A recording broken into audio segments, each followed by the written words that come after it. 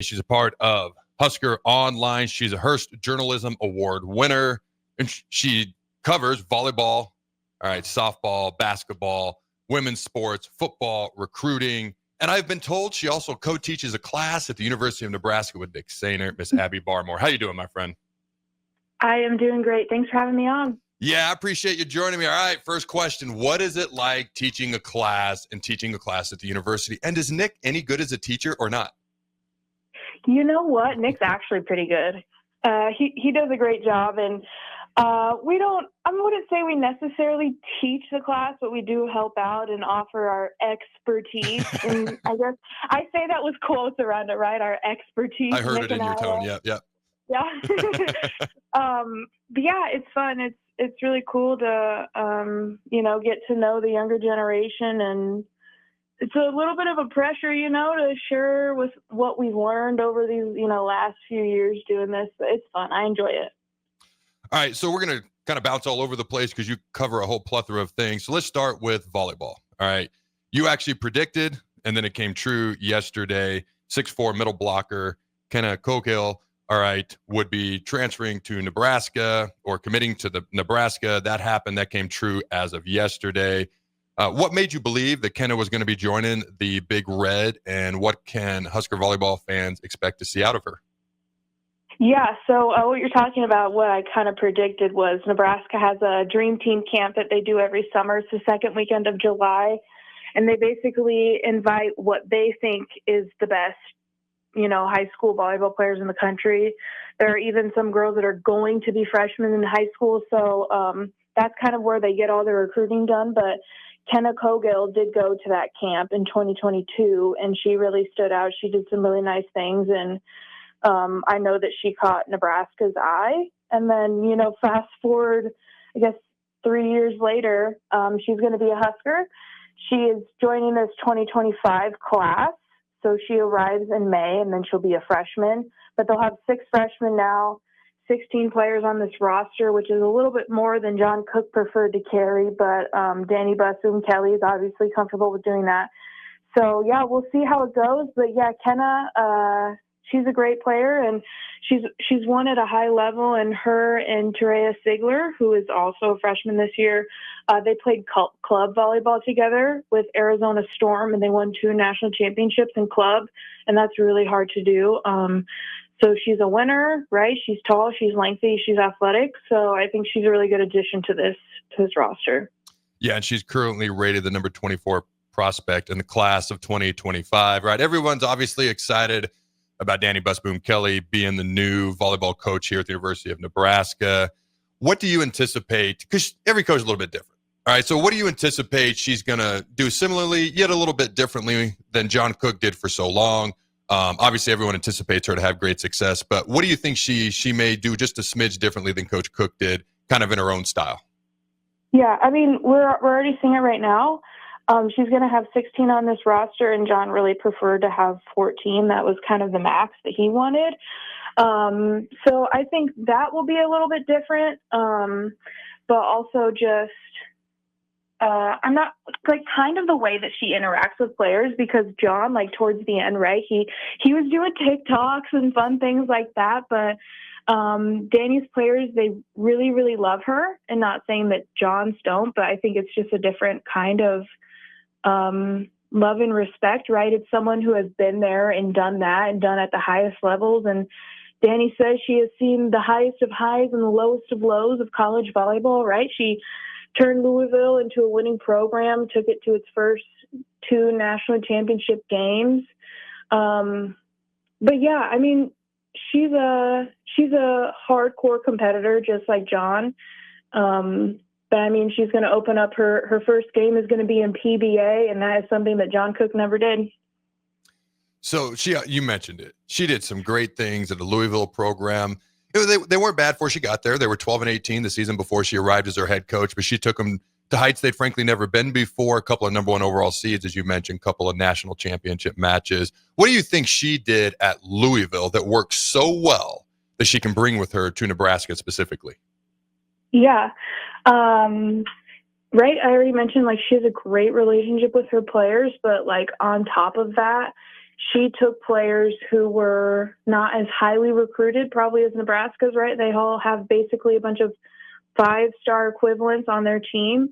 But she took a bunch of players that were good in their own right and made them even better and turned them into, right? They won a bunch of like ACC championships. She turned them into winners. She turned them into All-Americans. So just kind of having developed and I want to say created, but developed a championship program. And at Louisville, they started getting more and more attendance, more attention, more viewership on TV, right? They were ranked higher and higher.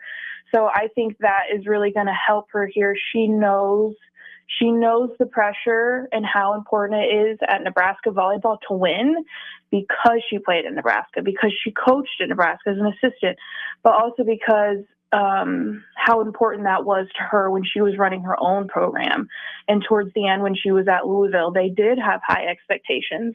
That last year, the Final Four was hosted in Louisville, and there is a lot of pressure to get to the Final Four when you're hosting it in your hometown.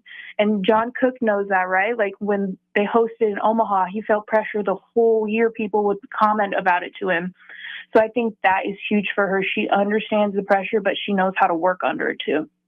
All right, so we're going to switch gears here just a little bit. Let's go to Nebraska softball. They're 12-4 on the season. They've won 3 games in a row.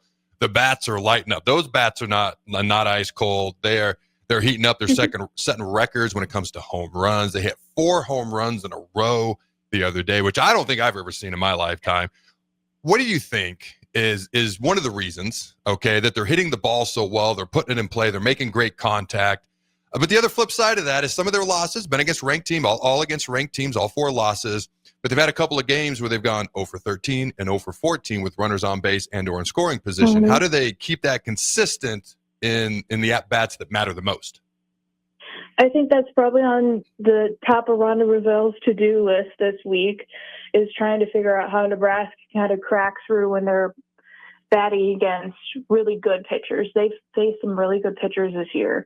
And they haven't been as successful, but also like it is very different because pitchers are different, but it's the same, right? Like you are still the player that has hit 10 home runs. Ava Kruzak has hit 10 home runs. She leaves the country. Nebraska leaves the country with 36 home runs. So just like, keeping after it, but also like don't get down on yourself about it because it keeps happening. But yeah, they're just not getting hits in really important moments. They've lost to 4 ranked teams. That's the only teams that they've lost to. But it was because they couldn't get hits late or even throughout the game. Like Duke, they had, a lot of players in scoring position. It was 0-0, and they went to extra innings, and they gave up 3 runs in the top of the 8th, and it was over from there. So, yeah. All right. So I played a little bit of baseball growing up, and when you're a home run hitter, sometimes the big situation comes up, and sometimes all that situation calls for is just putting the ball in play.